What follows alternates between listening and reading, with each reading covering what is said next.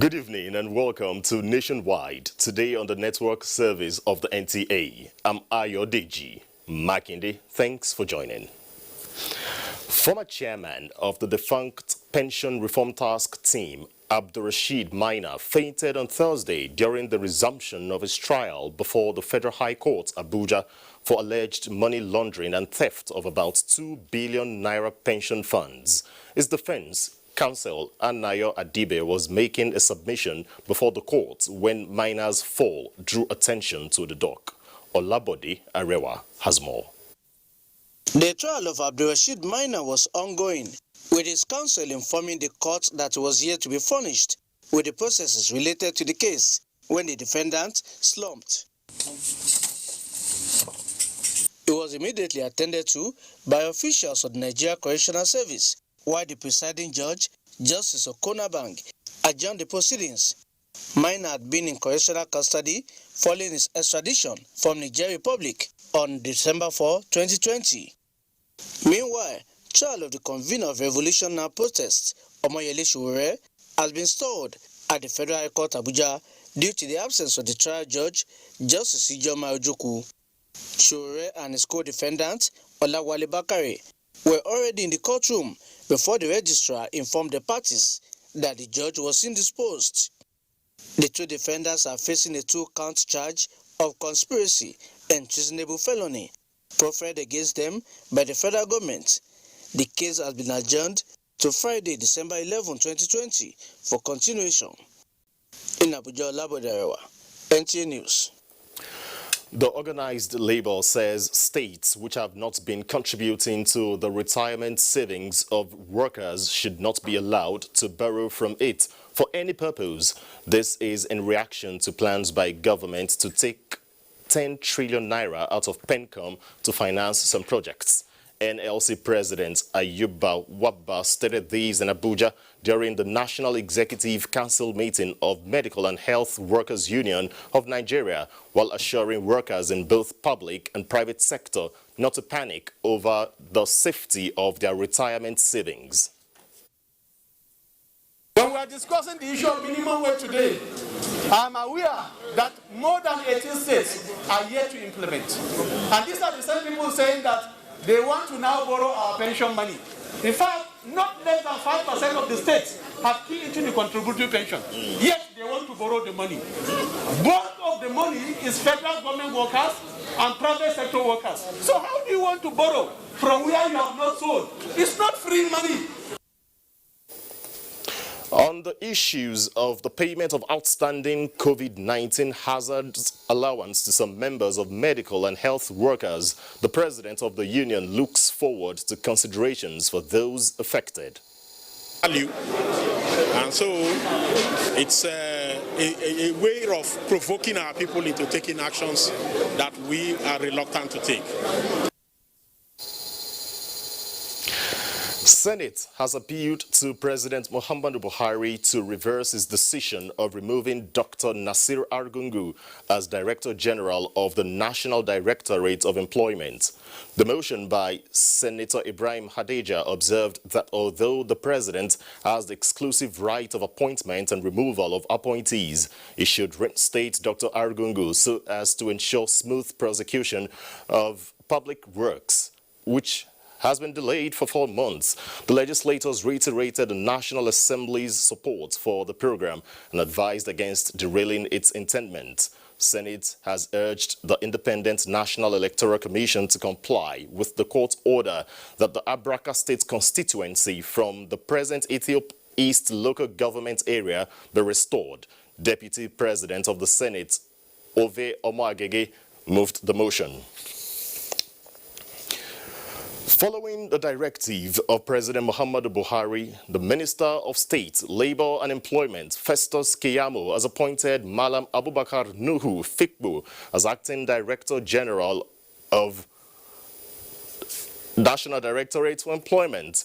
The President also In a statement, Keyamo says in acting capacity is to ensure there is no vacuum in the administration of the agency, while enjoining the acting director general to ensure a smooth and efficient running of the agency. The minister also directed FICBO to ensure a proper handover to him by Dr. Nasiru Mohammed Ladan Argungu of all government-owned properties in his possession. Respect and protection of human rights of Nigerians has been emphasized as paramount as the nation toes the path of economic recovery amid COVID-19 pandemic. Omenka Amarachuku reports that the Executive Secretary, National Human Rights Commission, Tony Ojuku, noted this at the 2020 celebration of International Day of Human Rights. Issues of human rights violation in Nigeria has been on the front burner, and the National Human Rights Commission is leaving nothing to chance in this regard. The 2020 commemoration of International Day of Human Rights draws global attention to individuals and collective rights to peaceful coexistence without discrimination. Every Nigerian at least has an opportunity to enforce his rights. If your right is challenged in Nigeria today, there is nothing stopping you from challenging your rights. There's a constitutional provision of accessing the courts from High Court to Court of Appeal to the Supreme Court. And nobody can be stopped from using the opportunity of the Constitution to challenge the violation of his rights. So to that extent, I can say, despite the fact that there are infractions of human rights, still everybody has the unlimited capacity to challenge the violation of his rights in Nigeria. Okay. In line with this year's theme, which is Recover, Better Standing for Human Rights, the Commission is seeking stakeholders' collaboration to advance the campaign against human rights violation in Nigeria. In Abuja, Omenka Amarachuku, NTA News. And with me in the studio now to discuss more on the commemoration of the International Human Rights Day is Dr. Friday Sani. He is the country head, International Human Rights Commission and Commissioner for West African countries. Welcome to our studio. Thank you, Diane. Now let's talk about the human rights globally. How has it fared? Well, human rights has come under a very serious threat across the globe, and it raises a lot of concern. Nigeria is not an exception. The situation here in terms of human rights compliance is huge, and every responsible government should be worried. And I'm happy that today the agency of government responsible for human rights has a very strong character in person of Mr. Juku. I have a lot of respect for him. He can be independent-minded. With that, he doesn't need to be directly a case coming from Mr. President or Mr. Governor. No. Somebody has been delegated the power, and I am happy that he's a strong character to reckon with.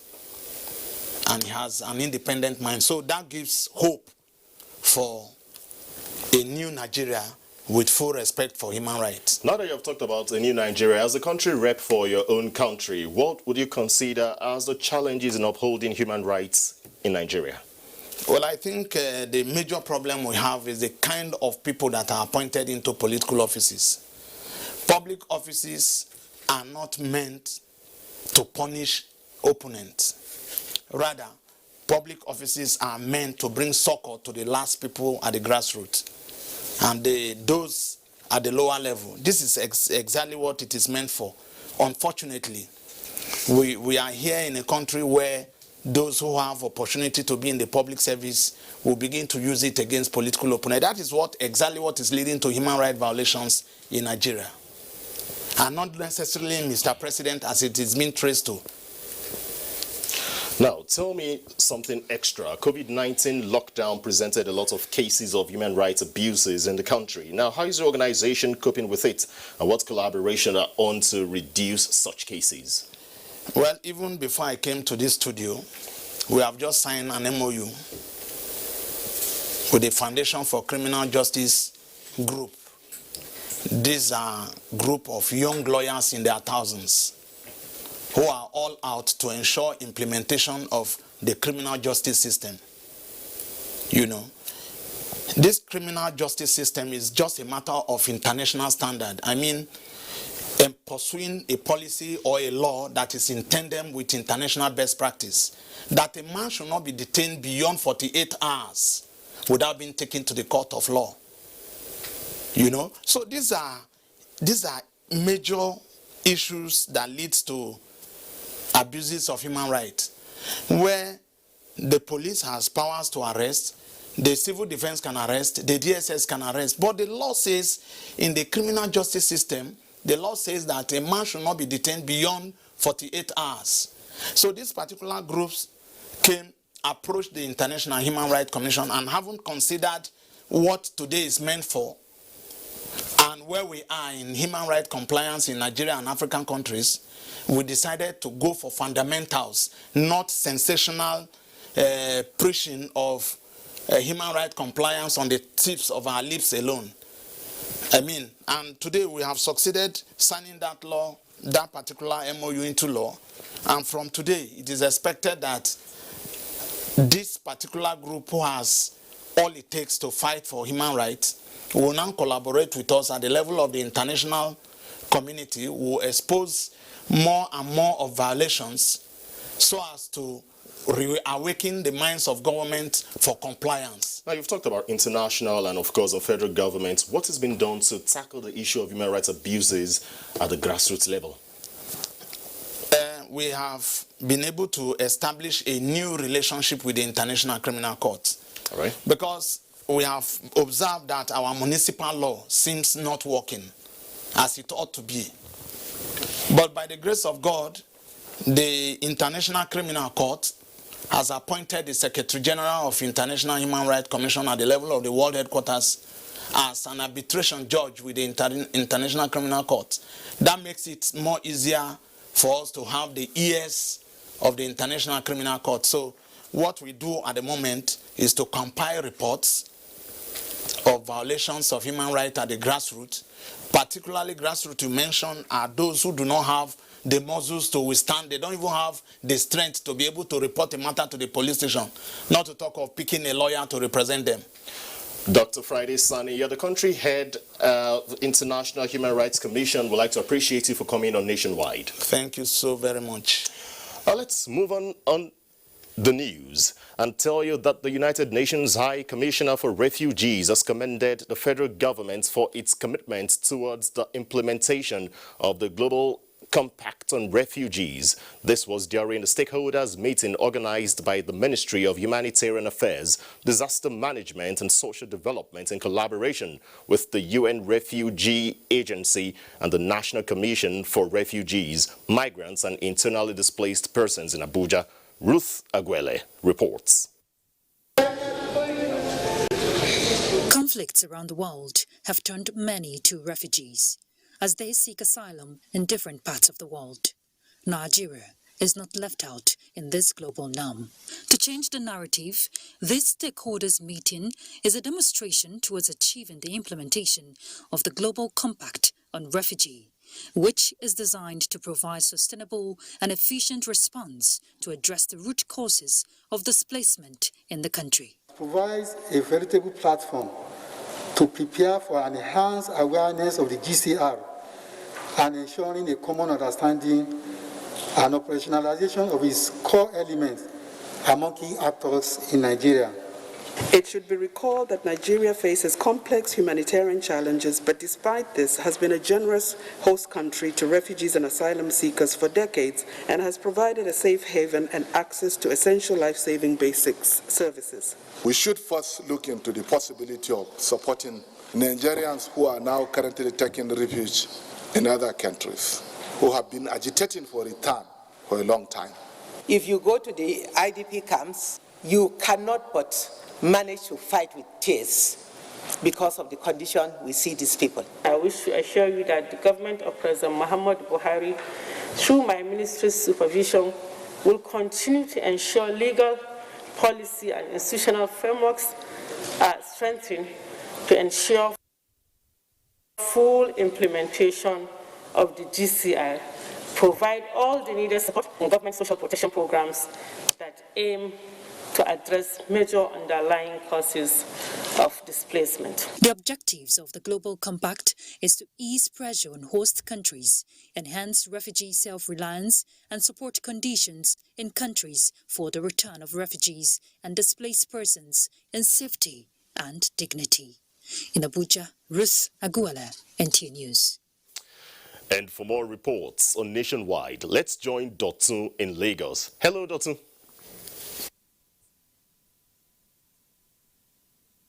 Thank you, Ayodeji. The House Committee on Aviation wants the industry to focus on the procurement of non-aeronautical facilities, strengthen safety and security while giving assurance of its readiness to fast-track the exemption of the Federal Airport Authority of Nigeria from emitting 25% into the Federation account so that the agency can focus on a 10-year development plan. The committee, while on oversight to the Murtala Mohammed International Airport, Lagos, was impressed with the level of work done at the new terminal, which is expected to be ready by February 2021. Michael Ayer reports. The construction of the new terminal at the Murtala Mohammed International Airport began in 2013 in an attempt to double the capacity for a growing number of passengers. Committee members were satisfied with work done, especially the linkage with the old terminal, which will make accessibility easy. We are now on the apron. Last year there was no apron like this, but today there's apron. So a lot of improvements, and we're happy and we're ready also to support the industry to move it forward. Members visited the cargo terminal at the airport, which is one of the 6 replicated across the country, while the taxi still under construction was also inspected. This makes up the IGR, internally generated revenue. Managing Director, Federal Air Force Authority of Nigeria, FAN, commended the committee for its proactiveness at ensuring that the industry receive necessary legislative backing, which has enabled agencies perform optimally. The aviation agencies will urgently need intervention from the federal government to address infrastructure gaps and position the industry for better service delivery and contribution to the national economy. The committee members were also at the Nigerian Civil Aviation Authority, where the Director General gave an overview of its high-tech blueprint as strengthening regulations. In Lagos, Michael Olale, NTA News. And still talking aviation, the festive season is usually characterized by rush, and it has a way of impacting on transportation. But Christmas is about 2 weeks away, and already passengers are paying airfare through their noses to get to their destination. What is happening at the aviation sector? Michael Olale is on a trip to Abuja and tries to provide us with answers. I must book a ticket for a short trip to Abuja. And as usual, the internet is the fastest. But my discovery was meant with disbelief: 60 to 80,000 for a one-way ticket, which ordinarily should not cost more than 45,000.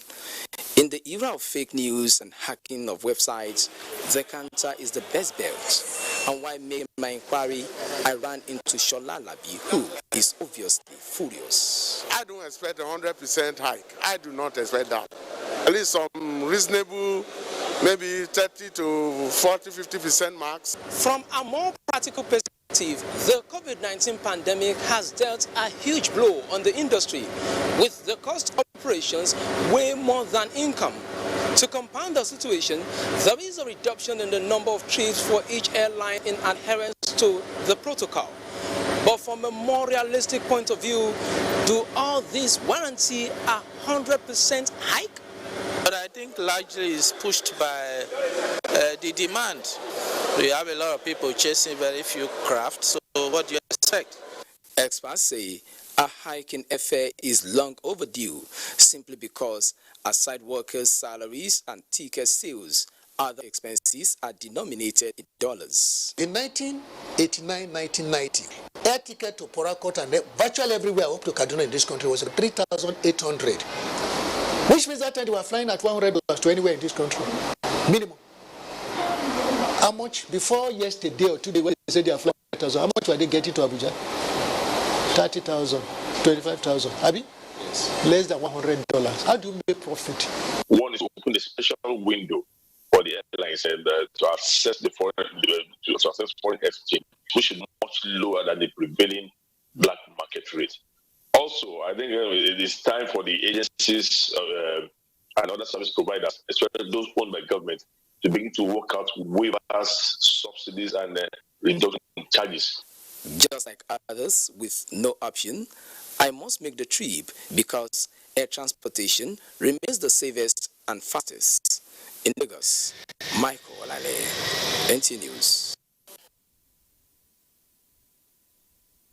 A veritable platform to stimulate economic growth and encourage both domestic and foreign investment. Chairman, House Committee on Capital Market and Institutions, Babangida Ibrahim, on an enlightenment tour of the market, assured the management of committee's resolve to review some obsolete acts. Abolade Salami reports. Nigerian capital market over time has aided industrial growth and the development of Nigeria's economy through long-term funds. In sustaining the capital market performance as a critical sector that contributes to macroeconomic and financial system stability, the Chairman, House Committee on Capital Market and Institutions, said the committee will fast-track the passage of the Investment and Security Act and the PIB, while some obsolete acts will be reviewed. We've seen how far the Nigerian stock exchange has gone. But, when you talk about capital market, you are talking about the whole market. And I believe there is still way for improvement in spite of the challenges. The regulatory body of the markets, Securities and Exchange Commission, reaffirmed its commitment to creating new markets like derivatives and commodities, among others, in a bid to deepen the market for more transactions and participation that will lead to more volume of stocks. We will continue to support the NSE to grow the market capitalization.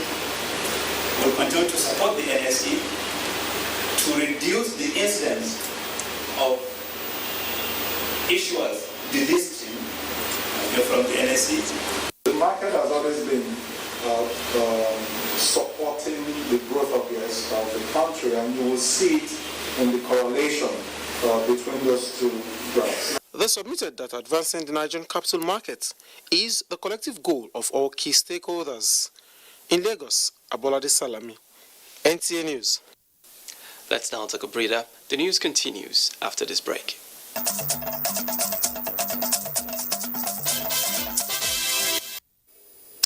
You're welcome back. Nigeria's anti-corruption crusade is under microscope again as a civil society organization assesses the efficacy of the institutions leading the campaign. Ngozi Silva Technical reports that while the verdict was favorable, strengthening such institutions is one area that is seen to be the weak link. The negative impact of corruption on the society is one of the reasons why the world marks Anti-Corruption Day annually. Civil society organizations are some of the stakeholders that play major roles in addressing corruption issues, and that is why this event is holding to express opinion on how Nigeria is faring in her efforts to curb the menace.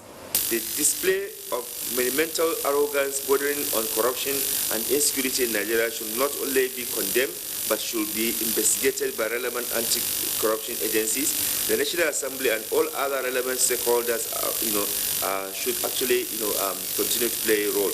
Above all, these individuals have to apologize to public and face the consequences of their actions.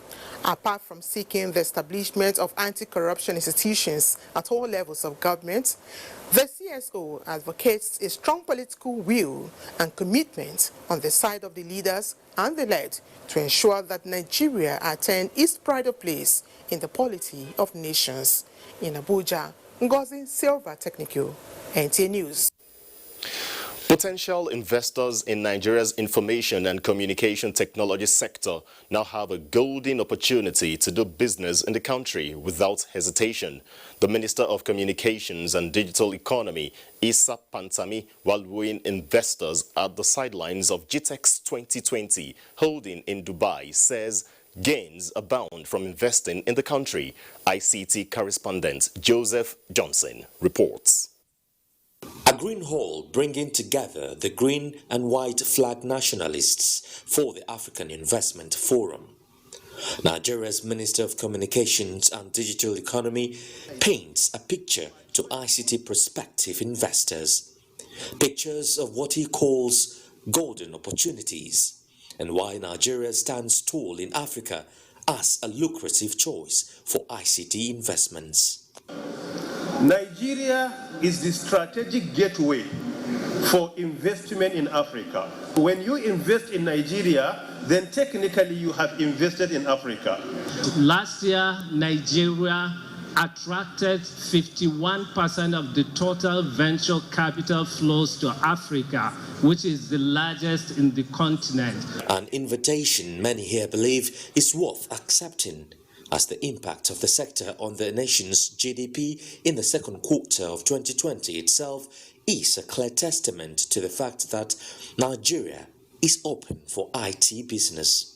While discussions also centered on how the continent can proactively seek better ways to leverage digital technologies for development, the question of Nigeria's potential as a choice of IT investment destination in the 21st century, the federal government says, is definitely not in doubt.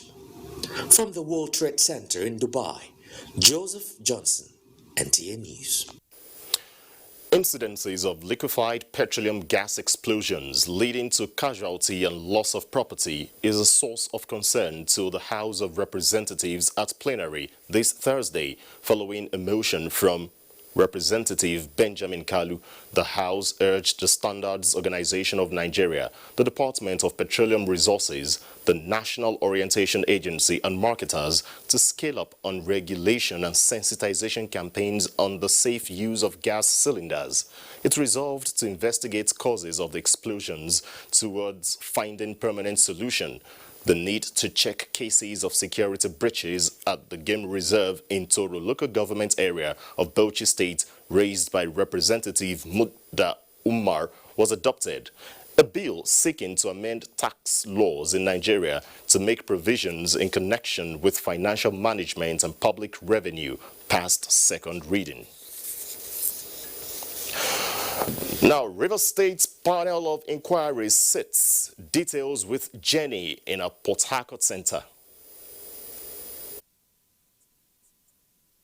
Very much, Ayo. Good evening and welcome.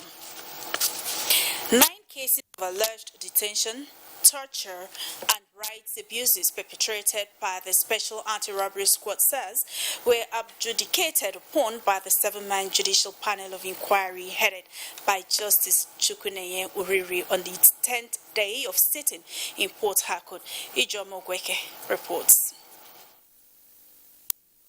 Out of the 9 cases, 3 were murder cases, 2 from petitioners Dibabari Cornelius and Love Nebari, who petitioned over the alleged murder of their sons on November 2017 in Ogoni by the Special Anti-Robbery Squad. The petitioners, who spoke through an interpreter, are seeking justice and compensation for the death of their children. While another petitioner, Epalebo Manuel, a retired custom officer whose 22-year-old nephew was allegedly detained since 2016 by SARS for failure to pay a fine of 100,000 naira, is seeking proper investigation into the case to pave the way for his release. Patrick Dominic is demanding for compensation to the tune of 500 million naira for the alleged torture to death of his younger brother in November 2020 by SARS. My brother was just like I said. He was just the only alien among the 8 of them. He was beaten to stupor. He was beaten till he pulled out and pee out. At that instance, I have not seen him. But while living in the police cell, he was walking with a walking stick. He complained to the officers, "I beg, ma, I am too sick, or you should take me to hospital." The more he complained that he is sick, the more they beat him. Until on the 10th, he told them, "I'm too sick." They avoided him, no medication, no food. On the 13th, when he was about to die, that was when they were rushing a dead man to the hospital. While on their way to UPTH often died on the way. And it was the same police officers who deposited his corpse in the UPTH morgue. Other cases whose witnesses did not appear at the panel were adjourned, while others, after cross-examination by defense counsel, were struck out for lack of merit. There are many of them. Just somebody told them, maybe cases that happened long time ago, they came. It's not about writing petition. There are some. Even the ones police went to rescue them in distress, they brought petitions here. The 10th day of the Judicial Panel of Inquiry sitting was adjourned for further hearing till 9th December 2020. In Port Harcourt, Ijomu Gweke, NTA News. Women in Uyo, Akwa Ibom State Capital, are re-strategizing to mitigate the impact of COVID-19 and gender-based violence. To this end, they have flagged off risk communication and community engagement project with support from the United Nations and the National COVID-19 Multi-Sectorial Pandemic Response. Ifeoma Ihoje reports. While the federal and state ministries of women affairs and other government and civil society organizations have made remarkable strides to address gender-based violence prevention and response, this issue has remained deep-rooted, with COVID-19 exposing the depth of the menace. Hence, the renewed vigor by several women organizations, including the Women Wing of Christian Association of Nigeria, Federation of Muslim Women Association of Nigeria, and Nigerian Girl Guides Association, with the support of the United Nations to engage relevant machineries to nip this scourge in the bud.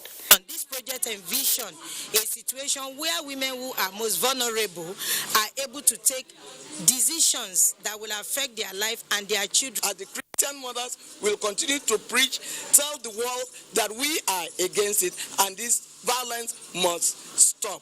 Various stakeholders at the flag off of risk communication and community engagement RCCE project for Uyo and Ekot local government areas of Akwa Ibom State harped on community education and engagement, access to justice and livelihood opportunities for survivors of gender-based violence, as well as COVID-19 attitudinal change. In Uyo, Ifeoma Ihoje, NTA News.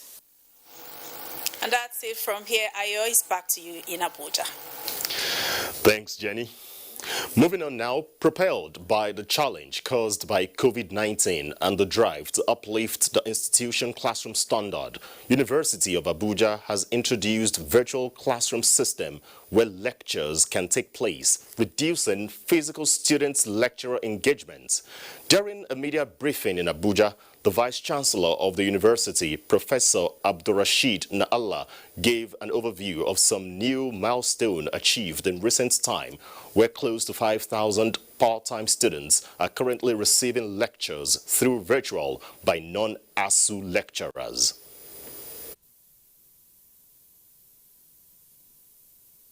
If there's any reason, and God forbid, that the entire students of this university have to go home or do anything, this university is ready, fully prepared to conduct all its courses virtually.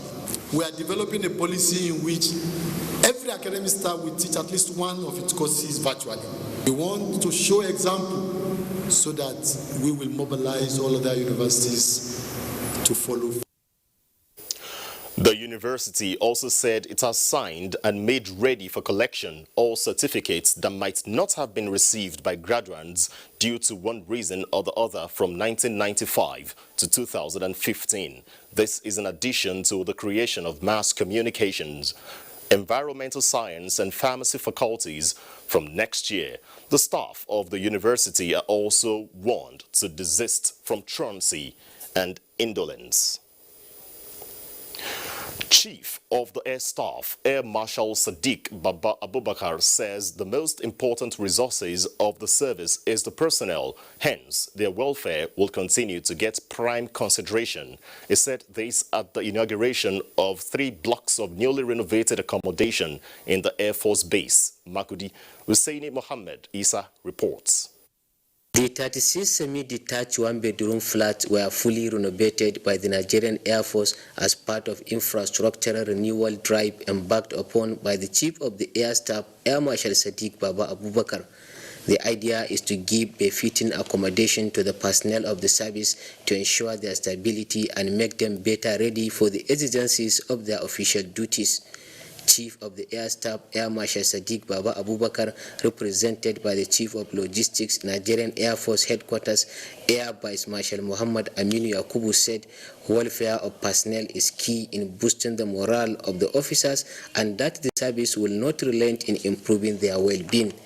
The projects being commissioned today are among dilapidated airmen accommodations selected for rehabilitation and upgrade as part of the year 2020 capital budget provision for the upgrade and rehabilitation of existing barrack infrastructure. The 36 renovated houses were given to non-commissioned officers from the rank of corporal below.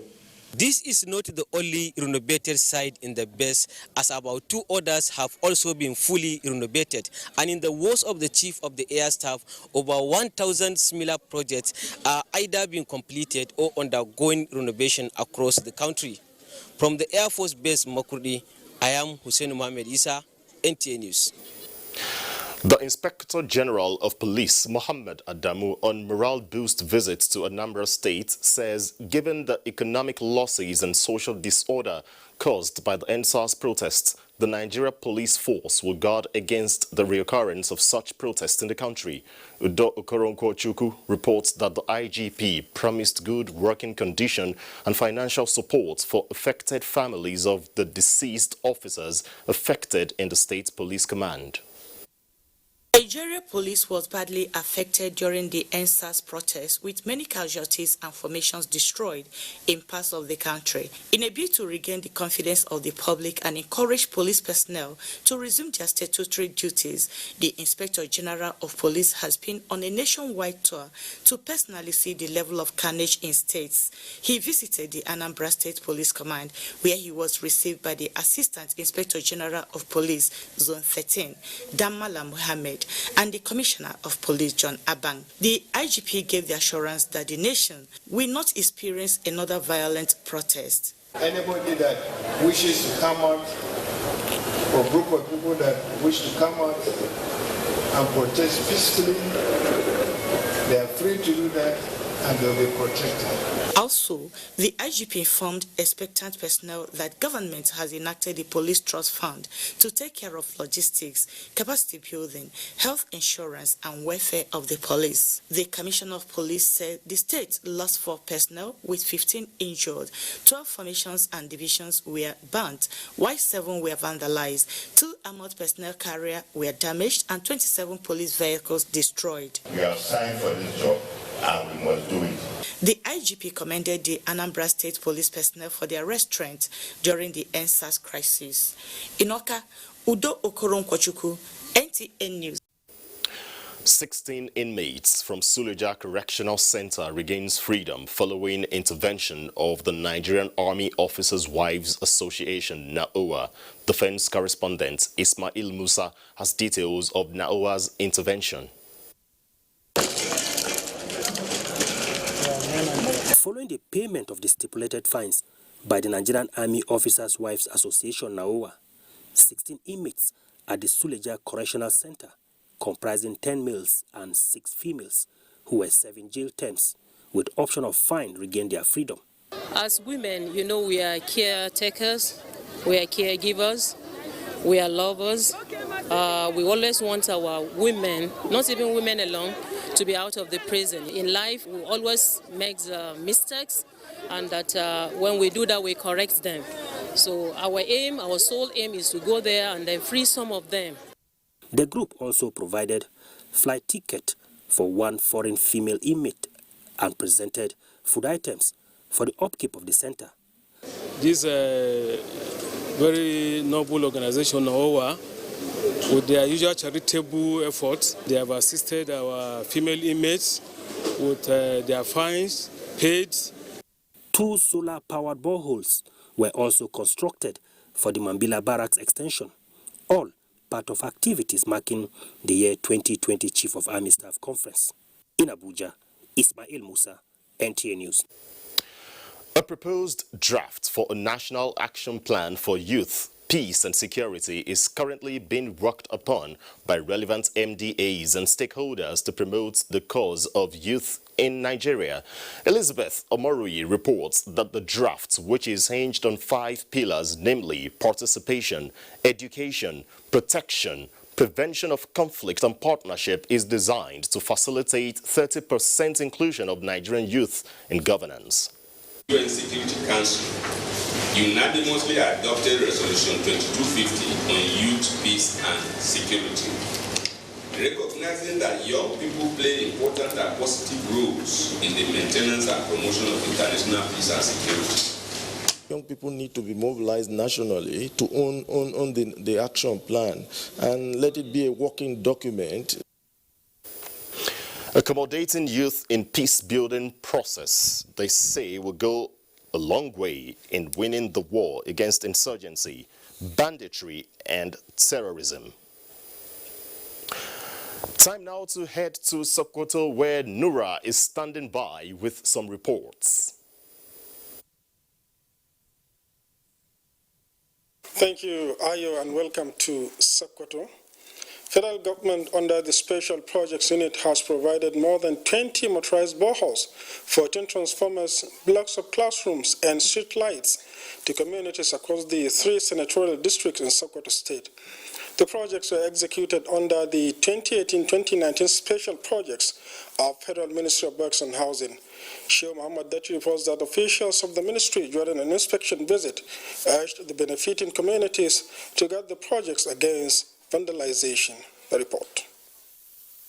The officials from Special Projects Unit of Federal Ministry of Works and Housing, while in Sokoto, inspected projects executed across the 3 senatorial districts in the state. At Wamoko local government, a good number of motorized and solar boreholes were completed and being used by the benefiting communities. At Sokoto North, Sokoto South, Bodinga and Tembo local governments, transformers, boreholes, classrooms, and streetlights were provided. In all the places visited, the projects were completed according to contract specifications. With the provision of these projects, federal government is emphasizing on the need for the benefiting communities to guard against their vandalization. We expect that they will maintain these infrastructures that are provided, and they will form a kind of caretaker group that will continue to maintain them. We want them to own these programs so that even subsequent ones, issues of stakeholders consultation and the rest will be sorted out clearly. The inspection team was also at different communities in Kwari and Gorenyo local governments where motorized boreholes, classrooms, transformers, streetlights, and multipurpose holes were provided. In Sokoto, Sheikh Muhammad Dati, NTA News. Part of our greater vision for sustainable development is for people to take advantage abound in planting of economic trees. By doing so, experts say, could serve alternative source of income for the individuals and beneficial to the environment. Musa Abubakar reports. Way and manner at which trees are felled for cooking fuel in the form of firewood and charcoal is alarming. In most cases, these trees are not replaced, and that leaves the soil in a compromising state.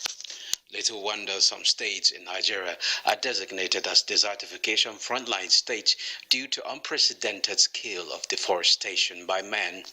This, environmentalists say, could be reversed if people could take advantages of planting trees, most especially economic ones. Look at it.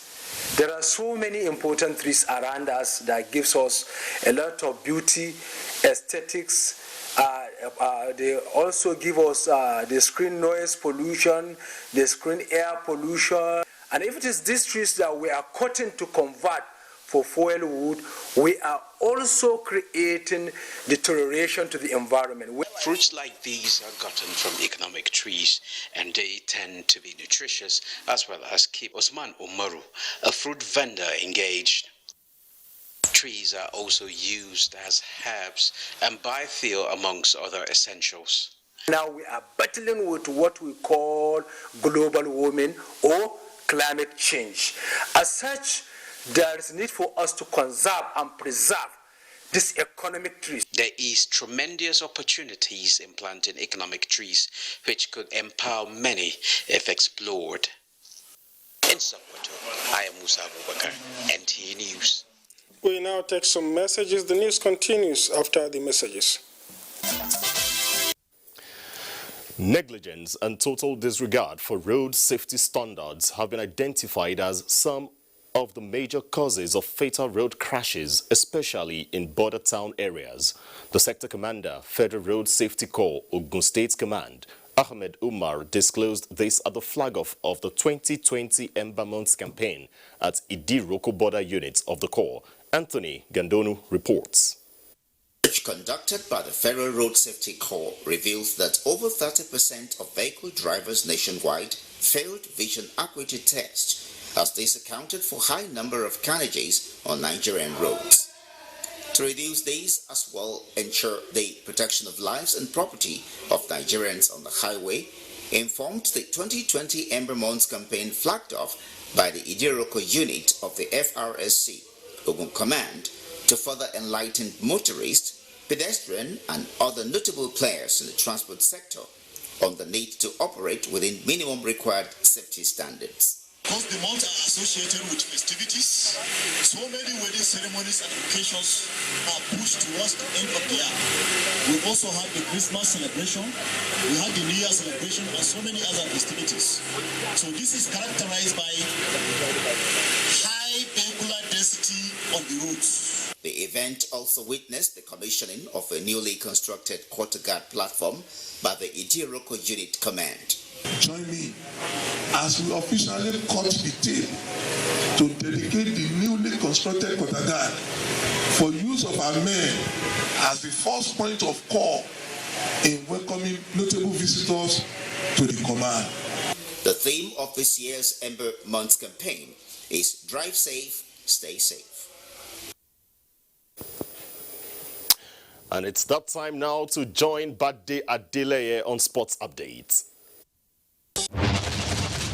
The impressive performance of Nigeria's D-Tigers at the recently concluded 2021 AfroBasket qualifiers in Rwanda has helped them move up in the FIBA ranking. Mike Brown's men, who were 23rd, have moved up to 22nd in the world and first in Africa with 433.3 points in the latest ranking. Angola, Tunisia, Senegal and Cote d'Ivoire join Nigeria in Africa's top 5. In a related development, the Super Eagles of Nigeria remain unchanged in their position on the latest FIFA ranking, the last for the year, with the 2013 African champions still tied with Morocco in the 35th spot in the world and joined 4th in Africa behind Senegal, Tunisia and Algeria.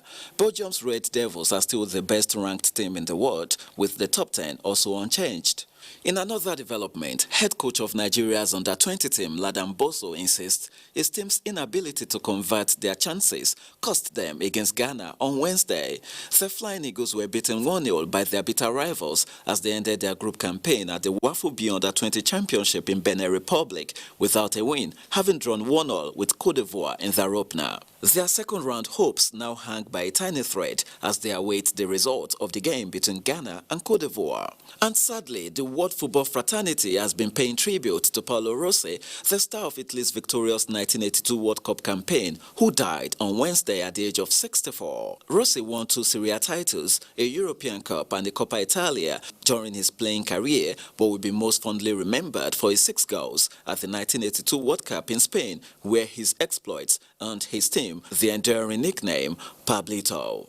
With Sports Update, Bade Adeleye, NTA News. And Sports Updates rounds off nationwide today on the NTA. I'm Ayodeji Makinde.